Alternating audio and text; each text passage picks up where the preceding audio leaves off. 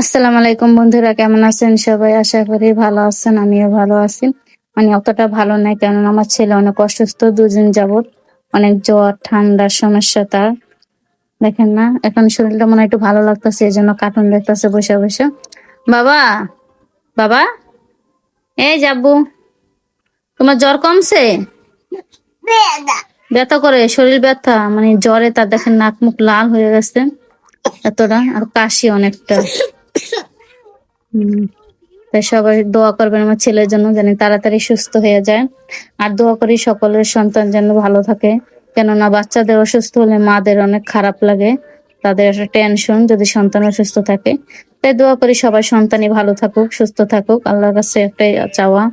তাই সবাই দোয়া করবেন আমার ছেলের জন্য, যেন ও তাড়াতাড়ি সুস্থ হয়ে যায়। বাবা, সবাইকে টাটা দিয়ে দাও, বলো আমার জন্য দোয়া করবেন আপনারা সবাই। সবাই দোয়া করবেন আমার ছেলের জন্য, মানে ছোট মানুষ তো বলতে পারে না শরীরটা যে খারাপ লাগে, আমাদের বড়দের হলে তো আমরা বুঝি।